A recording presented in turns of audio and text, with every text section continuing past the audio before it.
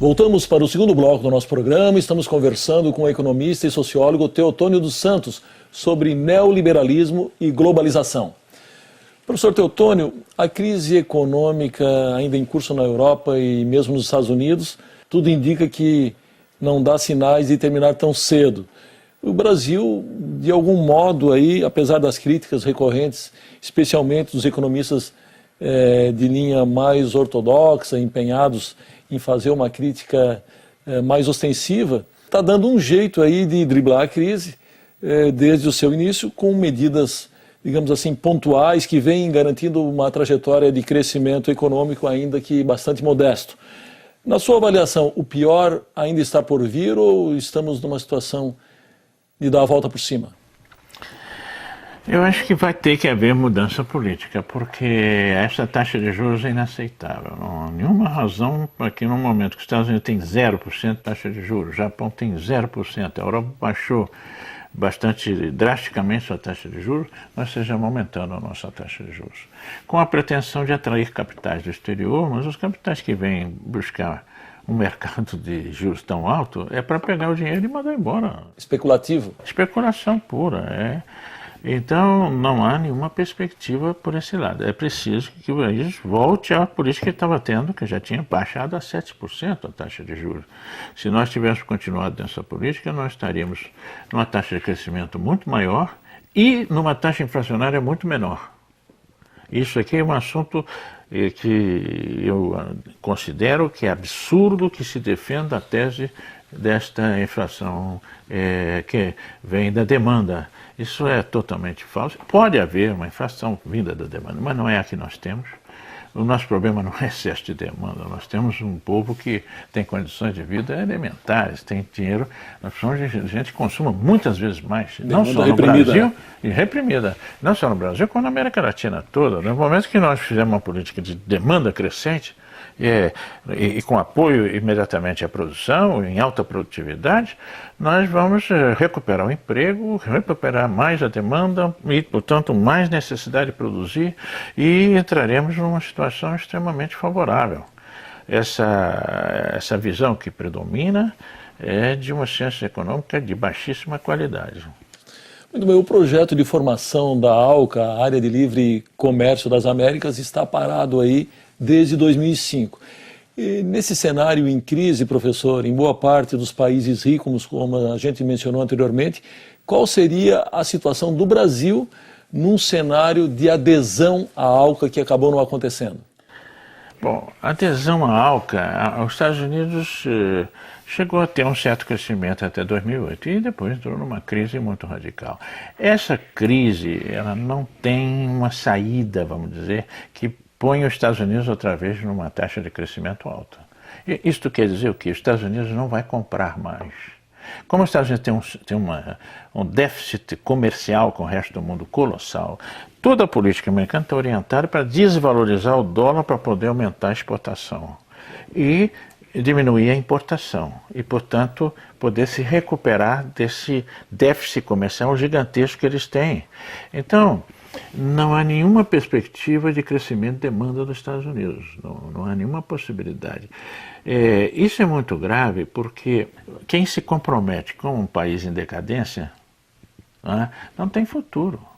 A América Latina resistiu muito à nossa oligarquia a tomar uma posição forte contra a Espanha e Portugal, e eles ficaram aderindo, se mantiveram sob controle espanhol e português, servindo uma intermediação, porque no fundo o nosso comércio era com a Inglaterra, já não era mais com esses países que não tinham nada a oferecer. Os Estados Unidos hoje é como foi Espanha e Portugal no final do século XVIII e começo do XIX. Quer ficar com decadente? Fica. Agora, não espere que com isso você vai melhorar a sua situação econômica. Pelo contrário. E todos que estão nessa opção estão fracassados. O caso da ALCA é típico. Os Estados Unidos, inclusive, não quer fazer nenhuma integração na América Latina. Ele não propôs uma integração. Ele propôs que todos os países se integrassem com os Estados Unidos. Sim. E entre eles, nada. Então, o que se pode ganhar com propostas desse tipo? Você servir ao interesse econômico de um grande centro em decadência, com um poder muito grande para não te oferecer nada dele para você, E o resultado é extremamente negativo. No período que nós crescemos, muito foi exatamente entre 2000 e 2008. E chegou até agora porque nós revertemos o nosso comércio para a China, que é um demandante que está crescendo a 7,5%. Nessa época estava crescendo a 10% ao ano. Então, é uma demanda colossal. Né? Isso permitiu, então, voltar a uma exportação grande, um superávit comercial muito grande, pegar esse superávit comercial, pagar as dívidas todas e ainda fazer umas reservas que chegaram a 390 bilhões de dólares. Certo. Bom, diante dessas suas colocações, eu pergunto aí como o senhor avalia a posição do Brasil nas relações comerciais com o BRICS, que é o grupo político de cooperação formado pelo próprio Brasil, Rússia, Índia, China e África do Sul, e com o Mercosul, constituído além do Brasil pela Argentina, Uruguai e Venezuela. Nós temos que nos orientar muito, em primeiro lugar, para a América Latina, sobretudo a América do Sul, onde há um potencial de demanda fabuloso. São todos países que estão com altas taxas de crescimento e são países que demandam. Né? E nós temos condições as únicas exportações industriais que nós temos são para a América Latina. Que é onde nós temos condições pela proximidade, culturas comuns, etc. Então, o caminho é a integração da América Latina. Ademais disso, evidentemente, o mercado chinês, que é um mercado em expansão, vai continuar em expansão, a 7,5% ao ano, que eles diminuíram. A África também, se nós ajudássemos a África, como também a América Latina, a fazer uma política de industrializar a África e industrializar a América Latina, nós poderíamos vender maquinárias, vender projetos, vender serviços para esse processo que seriam muito importantes para a nossa economia, para que ela se diversifique na direção de uma economia de ponta, uma política de alta tecnologia, etc. Então nós temos esses dois, primeiro a América Latina e África, deste ponto de vista, sobretudo abrir o mercado para nossas maquinárias, para projetos, etc., que nós estivemos fazendo projeto para a África durante anos. Sim. Né? Então, e a China, né? Porque a China é a grande demandante, realmente, sobretudo de matérias-primas. Muita gente diz, mas isso vai fazer nos voltar a ser um país produtor de matérias-primas.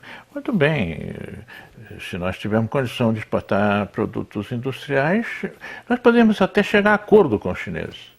Os chineses não estão interessados em comprar matéria-prima. Os chineses estão interessados em ter os produtos que eles precisam. Se nós industrializarmos esses produtos, eles comprarão do mesmo jeito. E até são capazes de emprestar ou fazer facilidade para que nós possamos exportar para eles já industrializados os produtos. Já industrializados. Agora, nós não fazemos nada nesse sentido, porque nós estamos atrasados na capacidade de negociação. A China negocia com um capitalismo de Estado fortíssimo. Então não vem fulaninho, beltraninho, empresinha para negociar. Não, quem negocia é o Estado e cumpre-se o que se negocia. Nós não temos, nós levamos porção de gente, empresário, então, que não sabe nem onde está a China, para ir lá, para não fazer nada, porque não tem conhecimento do mercado de lá, não tem política de crescimento, porque hoje as políticas de crescimento são dirigidas pelo Estado. Isso é coisa neoliberal, de que o Estado fora da economia, isso ninguém mais acredita nisso. E quem acreditou foi porque, não sei bem porquê, por falta de conhecimento, etc., ou por interesse, né? Certo. Então não vejo aí nenhum caminho realmente significativo para o país se não tomar essas medidas chaves, né? Mercosul, Unasul, né? Agora nós estamos criando a CELAC, que é latino-americana e caribenha, há um desprezo pelo Caribe, nós é equivocadíssimo, né? E com isso ampliar para a África também, uma política do mesmo tipo, de empréstimos, de apoio, né? E os BRICS trazem nesse momento, por exemplo, o acordo do Banco do BRICS, que vai financiar, digamos, uma atividade econômica exportadora muito importante da região, mas também vai apoiar processos de produção interna. Não são só esses empréstimos que a FMI tinha, que são empréstimos falsos, que são coisas contábeis, não resulta nenhuma produção do empréstimo deles, não tem nenhuma relação com a evolução realmente econômica e social do país. Certo. Muito bem, professor, está na hora do nosso próximo intervalo. Nós já voltamos em 1 minuto.